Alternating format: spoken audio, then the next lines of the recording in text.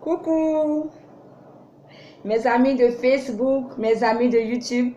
C'est toujours un réel plaisir pour moi d'être en votre compagnie. Je suis, gloire de Dieu, conseillère conjugale et veilleuse de conscience. Et pour toutes les personnes qui veulent me contacter, mon numéro WhatsApp est le plus 225 07 43 89 03. Pour tous vos problèmes de couple, comme certaines personnes parmi vous, beaucoup m'ont contacté. Je suis disponible, il n'y a pas de souci. Vous pouvez à chaque moment venir sur ma page WhatsApp. Ensemble, on trouvera une solution pour votre problème.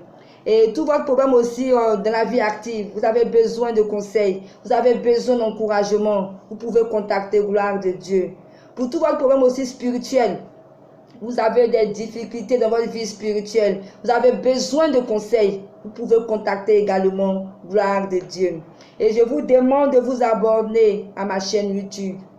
J'ai besoin de 1000 abonnés pour commencer mes directs sur YouTube. Et je compte vraiment sur vous, sur toutes ces personnes qui me suivent, mes personnes sur ma page Facebook, dans les groupes. Abonnez-vous à ma chaîne YouTube. Vous partez dans la partie recherche, vous mettez Gloire de Dieu, les veilleuses de conscience. Dans la partie s'abonner, vous cliquez là-dessus. Alors aujourd'hui, nous allons parler d'un thème très important qui est: ne prenez pas votre partenaire pour acquis après le mariage. Je pense que ce sujet est assez important parce que c'est l'un des facteurs qui provoque le divorce. Très souvent, lorsque, après le mariage, monsieur pense que madame est acquise, madame pense que monsieur est acquis, et il y a un laisser-aller. Et ça joue beaucoup sur le couple. Il faudrait savoir que même après le mariage, nous devons adopter toujours le même comportement. Nous devons rester la personne qu'on était depuis le départ. Parce que très souvent, après le mariage, personne ne fait d'effort. Parce qu'on se dit quoi? Mon mari, il est acquis. Ma femme, elle est acquise. Donc, je ne pense pas qu'il n'y a plus d'effort. Vous savez, le mariage, c'est très important. C'est régulariser notre situation. Lorsqu'on se marie, nous devenons ensemble une seule personne, une seule chair. Le mariage, c'est très important parce qu'après le mariage, tu sais réellement que tu appartiens à cette personne. Mais, il y a des conséquences. Il faudrait rester pareil. Il faudrait rester dans la même ligne qu'au départ. Parce qu'on dit c'est acquis, mais après, on voit qu'il y a les divorces. Donc, cela veut dire que le mariage, ce n'est pas chose acquis. Parce que quand ça ne va pas, après, on ira au divorce. Donc, voilà pourquoi il faudra rester tel. Il faudra continuer toujours à séduire son époux ou à séduire son épouse. Il faudra toujours continuer à pouvoir plaire à l'autre. Il faudra toujours continuer à pouvoir faire tout pour que la relation marche. Mais ne dis pas non que c'est chose acquis. Aux femmes, il faudra rester toujours belle, toujours séduisante. Il faudra être toujours attentionné, prendre soin de ton époux. Il faudrait, si ton époux est venu avec des enfants en couple, il faudrait prendre soin toujours de ses enfants. Parce que les femmes font trop le semblant. On fait trop le semblant au dehors parce qu'on veut entrer. Mais une fois qu'on entre, on affiche notre réel caractère et notre réel comportement. Alors je voudrais insister en ce matin pour toutes les personnes qui m'écoutent, qui sont en couple, qui sont mariées légalement. Cela ne veut pas dire que c'est chose acquise. C'est un pas que vous avez fait. Vous avez fait un grand pas. Vous êtes ensemble pour le meilleur, pour le pire. Mais il y a des choses à faire pour pouvoir rester ensemble jusqu'à la fin. Il faudrait rester tel qu'on est. Les moments, ce n'est pas le moment de ne plus respecter son mari. Parce que les femmes, lorsqu'on leur porte la bague, ou bien lorsqu'elles sont stickées, d'après leurs mots, stickées, elles n'ont plus d'effort à faire. C'est-à-dire que tu rentres dans le foyer, tu veux que c'est ton mari qui prépare. Tu veux que c'est ton mari même qui lave ses habits. Ton mari te dit 1, tu dis 10, tu ne le respectes plus. Tu n'es plus la femme soumise qu'il connaissait au départ.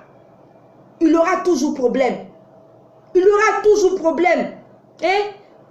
Devant ses amis, tu parles comme tu veux. Tu te dis non, voilà, aujourd'hui je suis mariée, j'ai cherché mon mariage, donc je m'en fous. Non, tu fais une grave erreur. Monsieur, c'est pareil. Il faudrait que tu restes le même homme. Cet homme attentionné que tu étais au départ.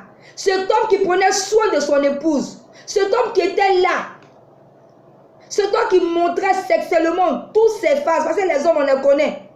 Moi, en tout cas, je suis chrétienne, donc je n'encourage pas les rapports sexuels avant le mariage. Voilà, mais je me mets dans la peau de tout le monde parce que je suis une conseillère. Donc, je parle dans la peau, je me mets dans la peau de tout le monde.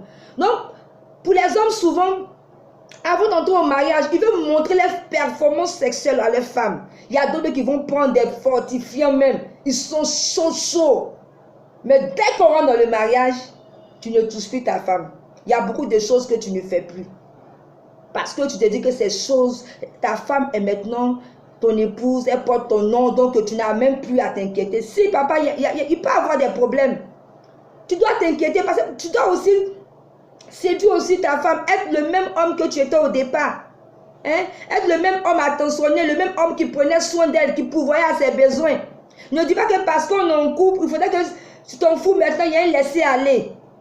Je parle de ce sujet parce que c'est assez important. Vous devez savoir qu'après le mariage, vous devez rester pareil. Vous ne devez pas changer. Vous devez faire surtout ce que vous devez savoir. Vous devez encore redoubler d'efforts pour que le mariage marche. Hein? Vous devez redoubler d'efforts ensemble pour que parler le même langage, pour que le mariage marche. Mais si chacun veut faire ce qu'il veut, parce qu'il est entré maintenant dans le mariage, il n'y a plus rien à faire. Papa, maman, il aura des problèmes, vous allez aller au divorce. Et je voulais donner des conseils à nos jeunes fiancés. Je dis toujours, lorsqu'on croise une personne, il faudrait être naturel. Il y a beaucoup de personnes qui viennent avec des choses sophistiquées, il faut être naturel. Parce que quand vous n'êtes pas naturel, après le mariage, on voit le vrai caractère. Après le mariage, on voit le vrai comportement. Après le mariage, il y a problème. Il faudrait être naturel. Devant ton partenaire ou ta partenaire, c'est que tu es réellement. Il faudrait montrer cela à ta partenaire ou à ton partenaire. Parce que très souvent, on montre des choses qu'on n'est pas. On fait des choses qu'on ne fait pas d'habitude.